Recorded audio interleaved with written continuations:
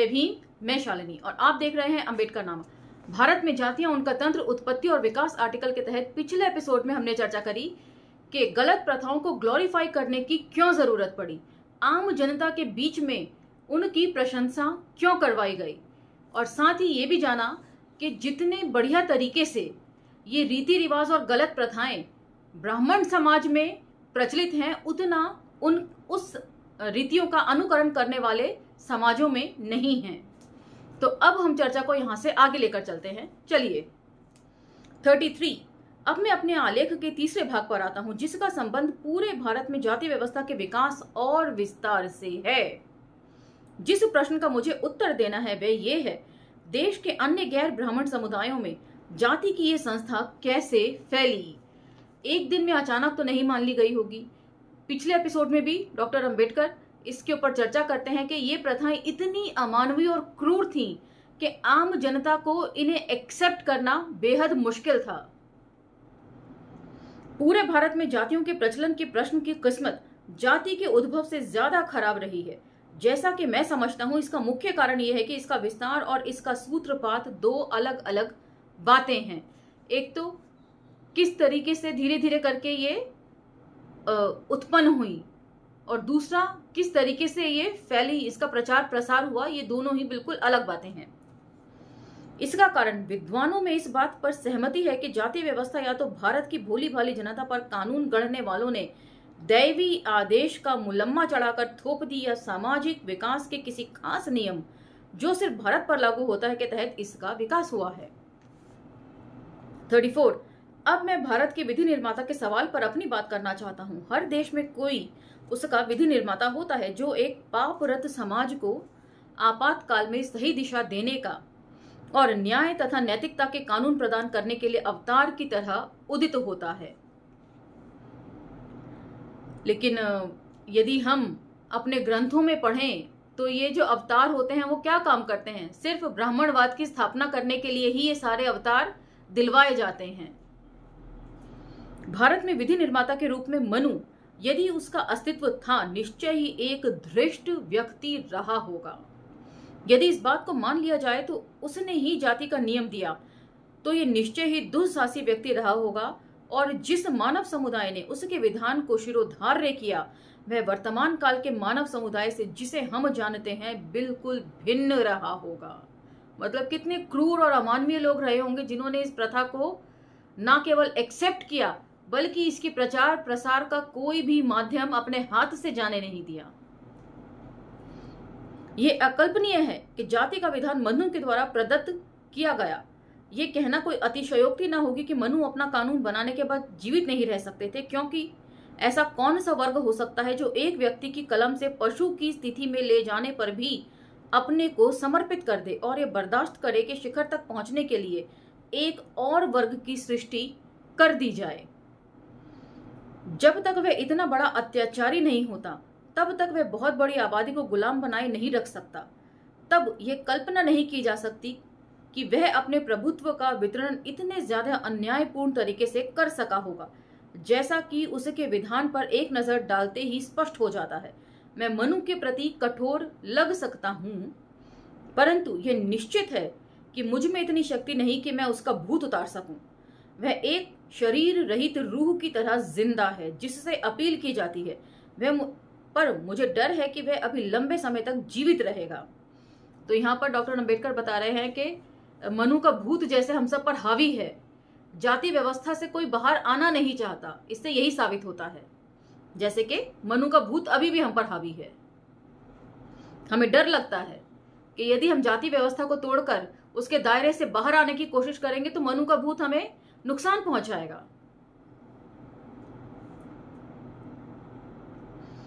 एक बात मैं आप लोगों को बताना चाहता हूं कि मनु ने जाति का विधान कभी नहीं किया और न वे ऐसा कर सकता था। जाति मनु से बहुत पूर्ण विद्यमान थी। यह तो उसका पृष्ठ पोषक था जिसके लिए उसने उसे एक दर्शन का रूप दिया, परंतु निश्चित रूप से वह हिंदू समाज का वर्तमान रूप आदेशित नहीं कर सकता था। जाति के प्रचलित नियमों को संहिताबद्ध करने और जाति धर्म का उपदेश देने के बाद उसका काम खत्म हो गया था। तो ये और पहलू है जिसकी तरफ डॉक्टर अंबेडकर सभी का ध्यान आकर्षित कर रहे हैं कि ऐसा नहीं है कि मनु के विधान लिखने के बाद ही जाति व्यवस्था जो है वो शुरू हुई। दरअसल जाति व्यवस्था मनु के विधान लिखने से पहले से ही थी। वो जैसा कि हम लोग पीएचडी करने वाले स्टूडेंट्स अच्छी तरह इसको कनेक्ट कर पाएंगे कि जब पीएचडी करते हैं तो एक सब्जेक्ट का चुनाव किया जाता है और फिर उसी सब्जेक्ट में गहन शोध करके पीएचडी लिखी जाती है। तो इसे आप मनु की लिखी गई पीएचडी समझ लीजिए कि उन्होंने समाज में बहुत सारी चीजों का शोध किया और ये जाना कि जाति व्यवस्था यहाँ पर शुरू से ही है और उसके ऊपर उन्होंने एक थीसिस लिख डाली और आगे क्योंकि उसमें फायदा नजर आया ब्राह्मणों को, इसीलिए उसको अपना लिया गया, अडॉप्ट कर लिया गया।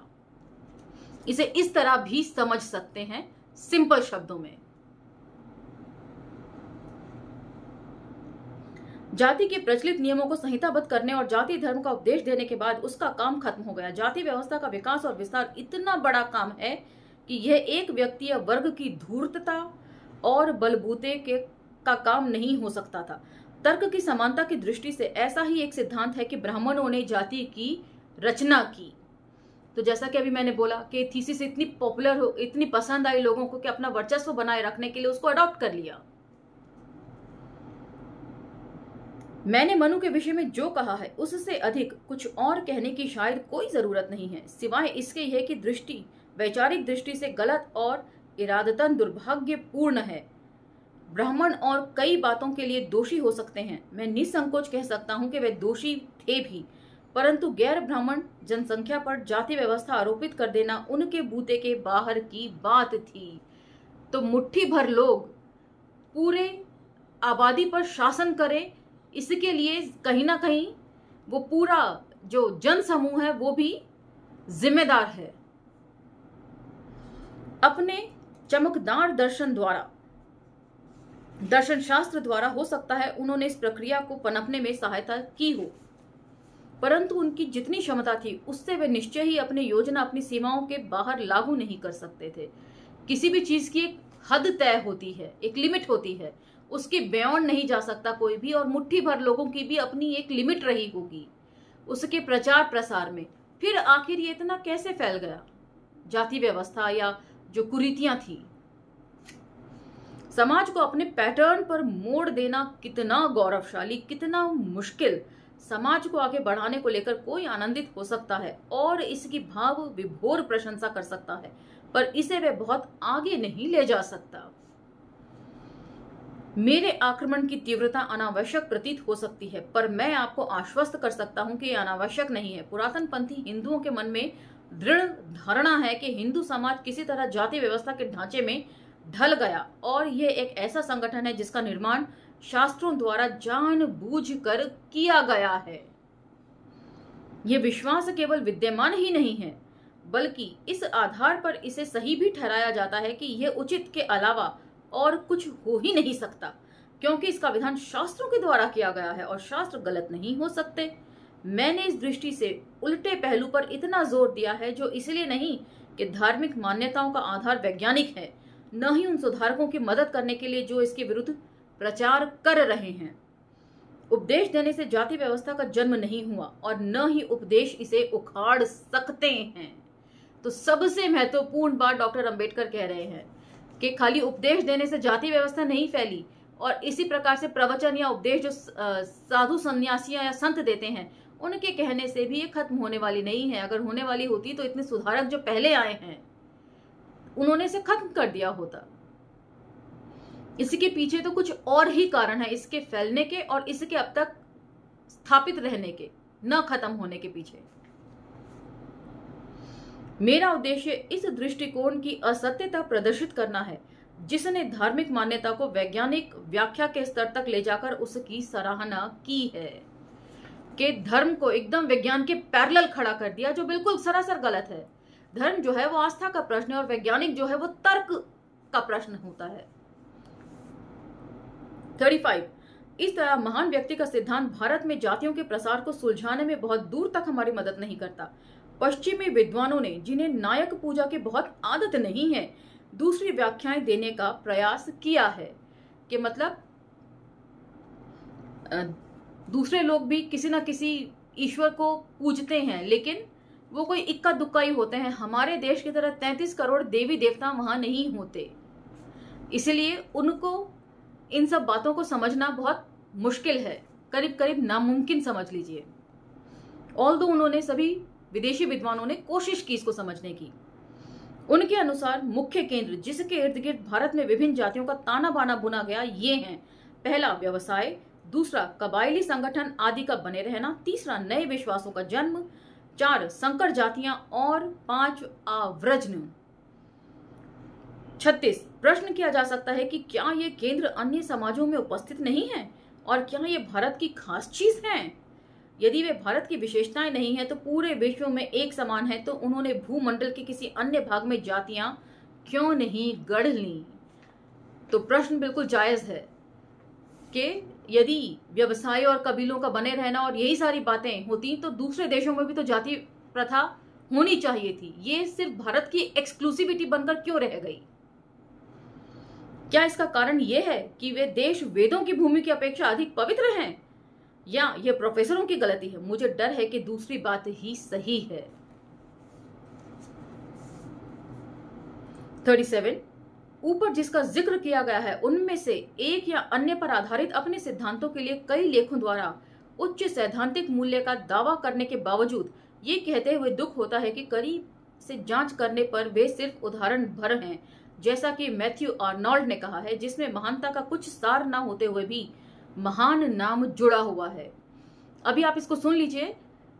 एपिसोड के आखिर में मैं इसकी एक छोटी सी व्याख्या प्रस्तुत करूंगी जिससे आपको ये सब कुछ चीजें समझ में आ जाएंगी। सर डैनियल इब्स्टन, श्री नेस्फिल, श्री सेनार्ट और सर रिचर्ड रिजले द्वारा प्रतिपादित सिद्धांत ऐसे ही हैं। थोक में इनकी आलोचना करनी हो तो कहा जा सकता है कि ये औपचारिक तर्क के सिद्धांत प्रार्थना सिद्धांत का प्राच्छन्न रूप है, जिसमें किसी कथन को जो स्वयं अप्रमाणित है प्रमाण मान लिया जाता है। कहने का मतलब है इन सभी विदेशी इंटेलेक्चुअल्स ने ठीक से जाति प्रथा को समझा नहीं, और ये शायद उनके लिए बहुत ज्यादा डिफिकल्ट भी रहा होगा। जो लोग यहीं पर जन्मे पले बड़े वो भी जाति व्यवस्था को ठीक से नहीं समझ पाते हैं, तो विदेशियों के लिए तो ये कितना कठिन हो सकता है, आप समझ ही सकते हैं।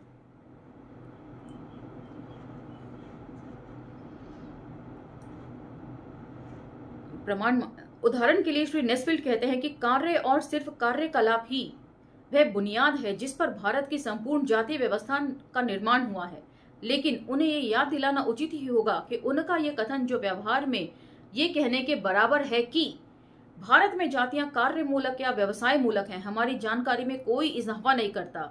यह आविष्कार बहुत ही साधारण है। हमें नेस्फील्ड महोदय से इस सवाल का जवाब चाहिए कि ये कैसे हुआ कि कोई व्यवसायी वर्ग व्यवसायी जाति में तब्दील हो गया। मैं सहर्ष ही अन्य मनोवैज्ञानिकों के सिद्धांत पर कुछ कहता, पर श्री नेस्फील्ड इसके प्रतिरूप न होते। तो डॉक्टर अंबेडकर ये समझाने की कोशिश कर रहे हैं कि जो विदेशी इंटेलेक्चुअल्स हैं उनकी समझ में ये आ रहा है कि जो व्यवसाय थे आगे चलकर वही जातियां बन गए, जो कि सरासर गलत है। जातियां तभी से बनी हुई थी जब से व्यवसायों में कैटेगराइजेशन नहीं हुआ था। 38 उन सिद्धांतों की आलोचना करना छोड़े बगैर जो जाति व्यवस्था की व्याख्या विघटन के नियम का अनुपालन करते हुए एक स्वाभाविक घटना के रूप में करते हैं, जैसे हर्बर्ट स्पेंसर ने अपने विकास के सूत्र में जाति व्यवस्था को पुरातन पंथी पक्ष समर्थकों की शब्दावली का इस्तेमाल करूं तो जीव के भीतर प्राकृतिक रूप से होने वाले संरचनात्मक भेदभाव को माना है, अथवा संतति विज्ञान के नियमों का परीक्षण करने की शुरुआती प्रयत्न कहा गया है। तो प्योर ब्लड जैसा ये कॉन्सेप्ट कुछ मुझे समझ में आ रहा है, हो सकता है मैं गलत हूं। यदि आपको समझ में आ रहा है तो आप मुझे बता सकते हैं। ये सभी एक जैसी भ्रांति से ग्रस्त हैं जो जाति व्यवस्था को अनिवार्य मानते हैं, अथवा इन नियमों के लागू किए जाने के पूर्वानुमान से ये असहाय और निरीह जनसंख्या पर जाति व्यवस्था को आरोपित कर देना मानते हैं। मैं आपके सामने इस विषय पर अपने विचार रखूंगा। तो आखिर ये हर्बर्ट स्पेंसर कौन थे, इसका छोटा सा फुटनोट में ब्यौरा दिया हुआ है जिसे मैं पढ़ूंगी। हर्बर्ट स्पेंसर 27 अप्रैल 1820 से 8 दिसंबर 1909 विक्टोरियाई काल के एक अंग्रेज दार्शनिक, जीव वैज्ञानी, समाजशास्त्री और प्रसिद्ध पारंपरिक उदारवादी राजनीतिक सिद्धांतकार थे। वे सर्वश्रेष्ठ की उत्तरजीविता यानी कि सर्वाइवल ऑफ द फिटेस्ट की अवधारणा प्रस्तुत करने के लिए सबसे ज्यादा जाने जाते हैं, जो कि उन्होंने चार्ल्स डार्विन की on the origin of species पढ़ने के बाद प्रिंसिपल्स ऑफ बायोलॉजी 1864 में प्रस्तुत की थी। तो इसीलिए शायद, क्योंकि वो खुद भी एक जीव विज्ञानी थे, समाजशास्त्री थे, इसलिए शायद उनको लगा होगा कि प्योर ब्लड कॉन्सेप्ट के तहत इसको डेवलप किया गया होगा, सजातीय विवाह को और इस प्रथाओं को, रीति रिवाज और जाति प्रथा को, के प्योर ब्लड जो है वो मेंटेन किया जा सके। 39 आरंभ में ही यह याद कर लेना उचित होगा कि अन्य समाजों की तरह भारतीय समाज भी 4 वर्गों में विभाजित था और सबसे पुराने वर्ग जिसके बारे में हमें पता है ये हैं: पहला ब्राह्मण या पुरोहित वर्ग, दूसरा क्षत्रिय या सैनिक वर्ग, तीसरा वैश्य अथवा व्यापारिक वर्ग, चौथा शूद्र अथवा शिल्पकार और सेवक वर्ग। तो जाति व्यवस्था से पहले भी 4 वर्ग में विभाजित थी सभी सभ्यताएं, और ये सभी सभ्यताओं के लिए डॉक्टर अंबेडकर बोल रहे हैं कि सभी सभ्यताएं ऐसे ही पनपी हैं। ब्राह्मण या पुजारी वर्ग सभी सभ्यताओं में है, और शस्त्र क्षत्रिय सैनिक वर्ग भी है, और जो बिजनेस क्लास है वो भी है, और जो सेवा करते हैं, जो शिल्पकार हैं, वो भी सब जगह हैं। इस तथ्य पर विशेष ध्यान दिए जाने की जरूरत है कि यह सारतः एक वर्ग समाज था जिसमें व्यक्ति योग्यता हासिल कर लेने पर अपना वर्ग बदल सकता था, और इसलिए किसी वर्ग में शामिल व्यक्तियों की परिवर्तनशीलता स्वीकार्य थी। हिंदुओं के इतिहास में किसी समय पुजारी वर्ग ने सामाजिक रूप से समाज के अन्य वर्गों से अपने को अलग कर लिया और बंद घेरे में रहने की नीति अपनाते हुए उन्होंने अपने को एक जाति में बदल लिया। तो पिछले एपिसोड में भी इस चीज के ऊपर हम चर्चा कर चुके थे। डॉक्टर अंबेडकर जब कहते हैं कि ये जो प्रचलन है ये सारा ब्राह्मणों की देन है, और उन्हीं के अंदर ये बहुत कठोरता से इस परंपरा का निर्वाह किया जाता है, और जो लोग उनका अनुकरण करते हैं उनमें ढिलाई दिखाई देती है। अन्य वर्ग श्रम के सामाजिक विभाजन के नियम के अनुसार अलग अलग खेमों में बंट गए, कुछ को संख्या बल अधिक तथा कुछ का नगण्य। वैश्य और शूद्र वर्ग मौलिक रूप से वे तत्व हैं जिन्होंने आज की असंख्य जातियों के स्रोत का काम किया। क्योंकि सैनिक व्यवसाय के लोग असंख्य छोटे छोटे समुदायों में सरलता से विभाजित नहीं हो सकते थे, इसलिए क्षत्रिय वर्ग सैनिकों और प्रशासकों में हो सकता है विभाजित हो गया हो। तो यहाँ पर एक संभावना भी वो व्यक्त कर रहे हैं कि हो सकता है ऐसा हो गया हो कि छोटे छोटे समुदायों में ढेर सारा वर्गीकरण करना संभव नहीं था, इसलिए छोटे छोटे समुदायों को कलेक्टिवली एक वर्ग में शामिल कर दिया गया। 40 समाज का ये उप विभाजन बिल्कुल स्वाभाविक है, किंतु इन उप विभाजनों में अस्वाभाविक बात यह है कि उन्होंने जाति व्यवस्था का खुले दरवाजे का चरित्र खो दिया और वे आत्म सीमित इकाइयां बन गईं। तो मतलब वो बता रहे हैं कि पहले जो है एक वर्ग से व्यक्ति दूसरे वर्ग में जा सकता था अपनी काबिलियत के अनुसार। यदि कोई शिल्पकार है लेकिन वो अच्छा तलवार भी चलाना जानता है तो वो एक सैनिक की भूमिका में रह सकता था बजाय शिल्पकार होने के। लेकिन जैसे जैसे वर्गीकरण होता गया चीजों का, वैसे वैसे ये रिजिडनेस जो है वर्गों के बीच में जातियों के रूप में आनी शुरू हो गई। इसकी एक बात ये भी हो सकती है कि कंपटीशन धीरे धीरे करके बढ़ता चला गया हो, संभवतः।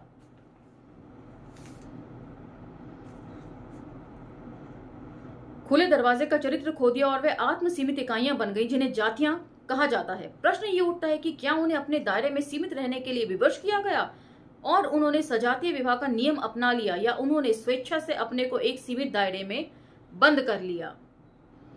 मेरा निवेदन है कि उत्तर द्विस्तरीय है।